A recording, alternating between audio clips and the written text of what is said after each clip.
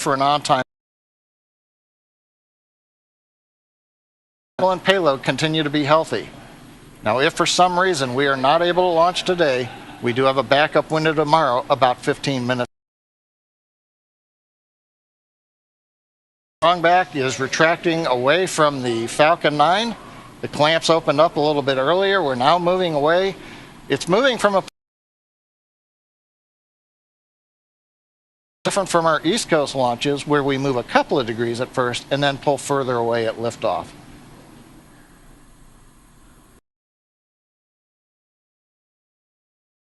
And loading of liquid oxygen on the first stage should be complete, and we'll hear the closeout call.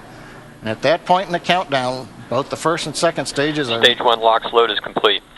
There we go. Stage 1 LOX load is complete. That means we're still loading LOX on the second stage, but we've got almost 1 million pounds of kerosene fuel and liquid oxygen on the Falcon 9 right now. Meanwhile, it's ready for liftoff. You can see a little bit of the views in those close-ups where you saw the umbilical stretching out. They're carrying the gas to the Falcon 9 second stage. Now, next up, coming up in about 25 seconds, we ought to... And that will complete propellant loading for flight. And then going a little farther into the countdown at T-minus 60, we'll take over the launch countdown, and just inside of 2 seconds, we'll light the Merlin 1D engines.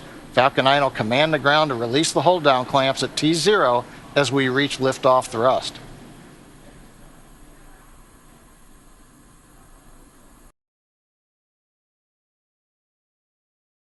A lot of liquid oxygen load complete on the second stage.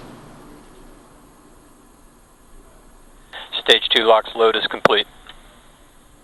That's what they call the gas launch closeouts. That's why you're seeing the large cloud coming off the Strongback as we bleed off the pressure and drain the liquid oxygen in the line. Makes for a great show right now in the pre-dawn morning out at Vandenberg.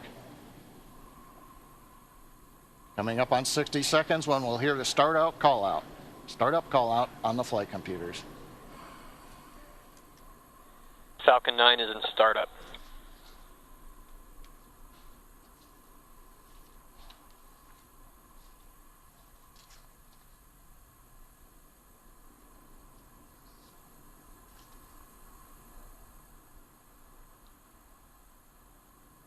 MD is go for launch. Now you've heard the call out coming up on T-minus 30 seconds. Mission Director, go for launch. Everything looking good for Falcon 9 and NRO L85.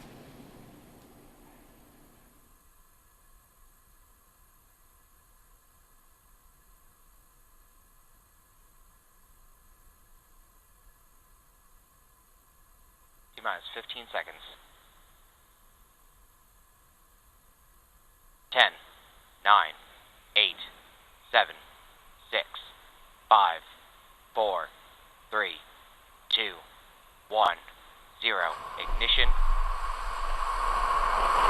Liftoff, the Falcon 9. Go NRO L85.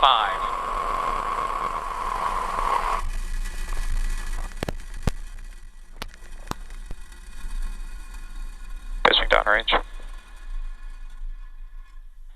Stage 1 chamber pressure is nominal.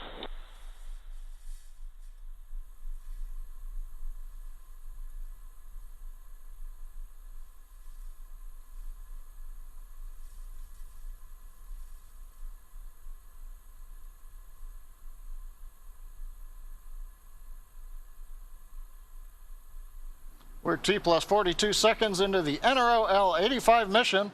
We heard that first call Power out. and telemetry nominal. And power and telemetry are nominal. We're now into the throttle down. Falcon 9 decreasing thrust to prepare for max Q, the highest amount of aerodynamic pressure. Vehicle is supersonic. Falcon 9 going faster than the speed of sound. The Merlin engines have throttled back up to full power. Max Q. And now we're through the period of maximum dynamic pressure where the stresses are greatest on the Falcon 9.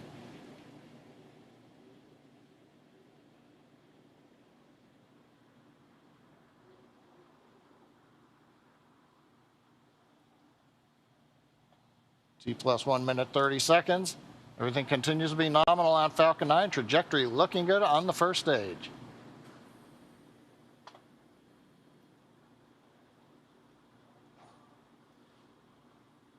We should hear a call out here shortly. MVAC-D chill-in.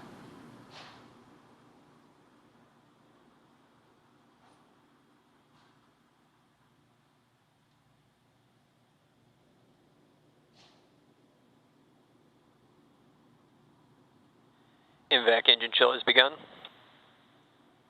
Getting the second stage engine ready for ignition coming up very shortly here. We're getting ready for main engine cutoff, stage separation. The first stage will head back to the launch site. The second stage will ignite and head to orbit.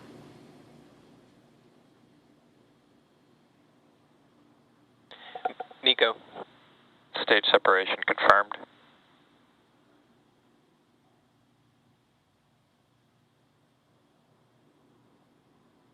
MVAC ignition. Stage 1 boostback startup. And there you've heard it. And we maybe even saw all those 5 events that happened back to back. Now currently on the screen, the first stage has begun its flip maneuver to reorient the nose back towards Vandenberg, and we have lit 3 Merlin engines. This is the boostback burn, the first of 3 burns the first stage will execute. This burn lasts a duration of about 48 seconds. Now while the burn's in progress, we'll also be having events on the second stage, but we may not be hearing those. And we won't be broadcasting second stage camera views at the request of our customer. Fairing separation confirmed. And we did hear fairing separation over the net. Boostback burn shutdown is coming up. Stage 1 boostback shutdown. Right on time, we've got shutdown of the 3 Merlin engines. We'll next be waiting to see the titanium grid fins begin their deploy now that the boostback burn is complete. And here come the fins. Pin pullers releasing and the 4 titanium grid fins beginning their slow deploy.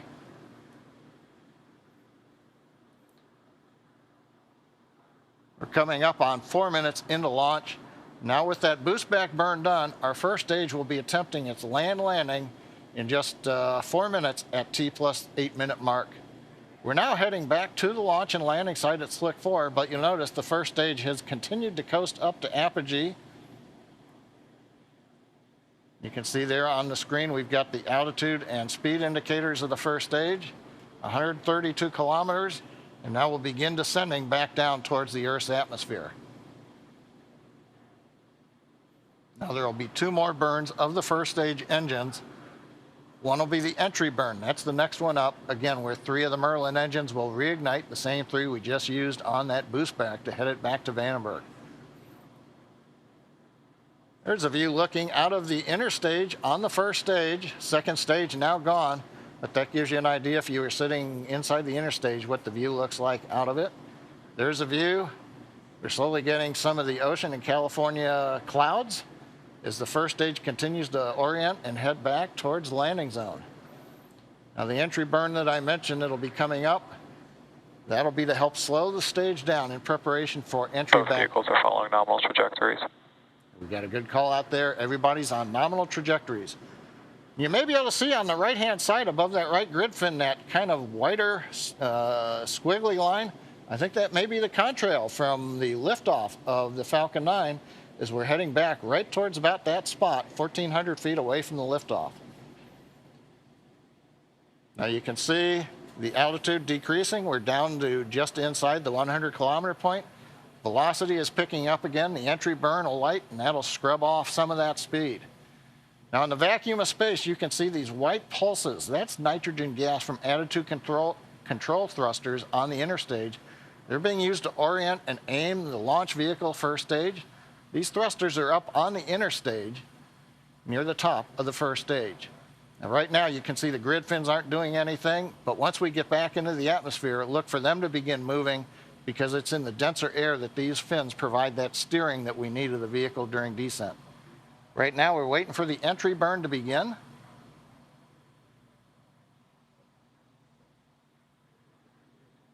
Stage 1 entry burn startup.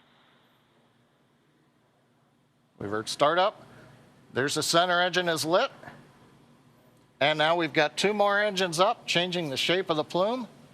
Now, if you're watching the speed display, you'll notice the velocity is quickly coming down. Now, this burn will last about 21 seconds. Stage 1 entry burn shutdown. And we've got shutdown of the entry burn. And if you're watching that speed display, you'll notice we took out about half of the velocity of the first stage. We've still got 1 more burn to go, and that's the landing burn. Now, during the first stage landing burn, the center Merlin engine will relight and slow the vehicle down for its second landing attempt back on land, not too far from our launch site. Stage 1 FTS is safed. Flight termination system on the first stage has now been safed. Landing burn coming up in about 10 seconds. Stage 1 is transonic. Stage 2 FTS is safed. Stage 1 landing burn. We've got landing burn. You see the grid fins beginning to operate. Waiting to come through the cloud deck for a view of landing zone 4 at the old Slick 4 West at Vandenberg.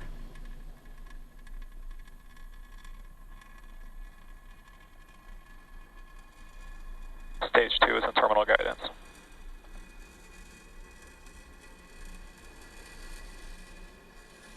Landing leg View from deployed. the ground camera, landing legs deploying. Stage 1 landing confirmed. And as you see on your screen, the Falcon 9 first stage has successfully landed at our landing zone, making this the 2nd consecutive landing for this booster. And it also marks our 114th overall successful recovery of a first stage booster. Now, since we just finished the landing of the first stage, at the request of our customer, we are concluding our webcast coverage early today. We want to thank the NRO and the U.S. Space Force for entrusting us with today's launch. And of course, thank you to all of you for joining us, and hope you'll all enjoy the rest of your weekend.